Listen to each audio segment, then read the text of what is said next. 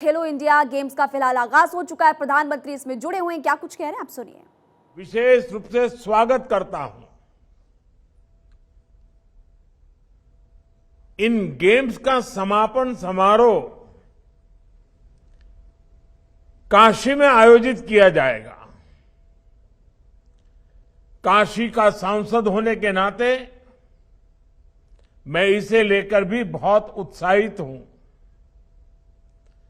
आज जब देश आजादी का अमृत महोत्सव मना रहा है, तो खेलो इंडिया यूनिवर्सिटी गेम्स के तीसरे संस्करण का आयोजन अपने आप में बहुत खास है। ये देश के युवाओं में टीम स्पिरिट को बढ़ाने का, एक भारत श्रेष्ठ भारत की भावना को बढ़ाने का बहुत ही उत्तम माध्यम बना है। इन गेम्स के दौरान युवाओं का एक दूसरे के क्षेत्रों से साक्षात्कार होगा, परिचय होगा। यूपी के अलग अलग शहरों में होने वाले मैचेज में उन शहरों से भी युवाओं का एक कनेक्ट बनेगा। मुझे पूरा विश्वास है कि जो युवा खिलाड़ी खेलो इंडिया यूनिवर्सिटी गेम्स में हिस्सा लेने आए हैं, वो ऐसा अनुभव लेकर जाएंगे जो जीवन भर उनके लिए यादगार पल बना रहेगा। मैं आप सभी को आने वाली स्पर्धाओं के लिए बहुत बहुत शुभकामनाएं देता हूं। साथियों, पिछले 9 वर्षों में भारत में खेल का एक नया युग शुरू हुआ है। ये नया युग विश्व में भारत को सिर्फ एक बड़ी खेल शक्ति बनाने भर का ही नहीं है, बल्कि ये खेल के माध्यम से समाज के सशक्तिकरण का भी नया दौर है। एक समय था जब हमारे देश में खेलों को लेकर एक उदासीनता का ही भाव था। स्पोर्ट्स भी एक कैरियर हो सकता है, ये कम ही लोग सोचते थे। और इसकी वजह थी कि स्पोर्ट्स को सरकारों से जितना समर्थन और सहयोग मिलने चाहिए था, वो मिलता नहीं था। ना तो स्पोर्ट्स इंफ्रास्ट्रक्चर पर उतना ध्यान दिया जाता था और ना ही खिलाड़ियों की जरूरतों का ध्यान रखा जाता था। इसलिए गरीब और मध्यम वर्ग के बच्चों के लिए, गांव देहात के बच्चों के लिए खेल में आगे बढ़ पाना बहुत मुश्किल था।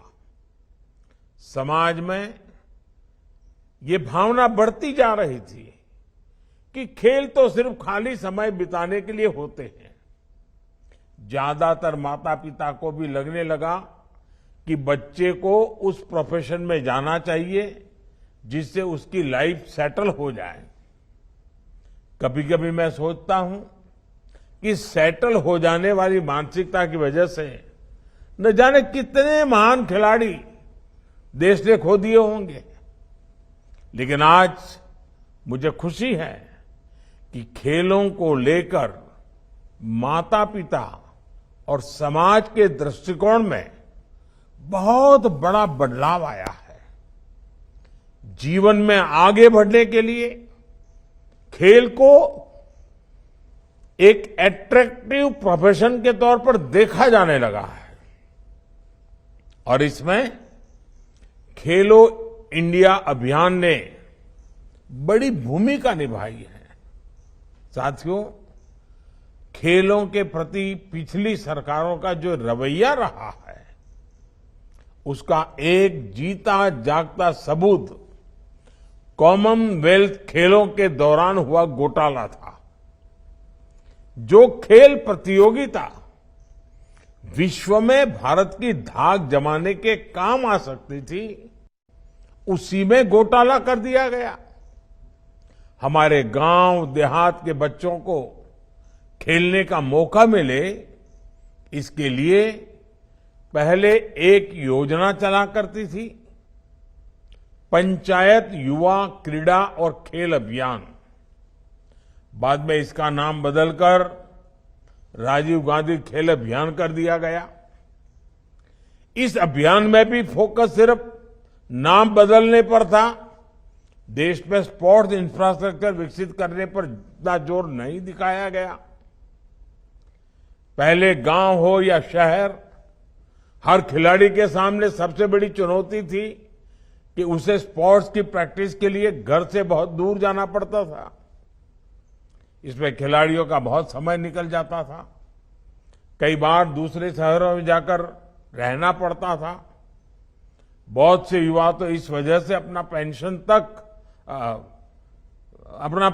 यानी इस प्रकार का जो उनका जब पैशन था, उनको करने का जो मूड था, उसको भी छोड़ने के लिए मजबूर हो जाते थे। हमारी सरकार आज खिलाड़ियों की इस दशकों पुरानी चुनौती का भी समाधान कर रही है।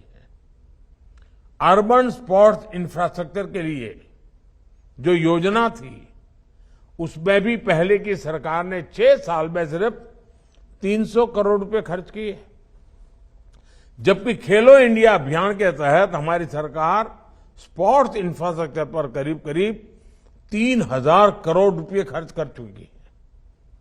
बढ़ते हुए स्पोर्ट्स इंफ्रा की वजह से अब ज्यादा खिलाड़ियों के लिए खेल से जुड़ना आसान हो गया है।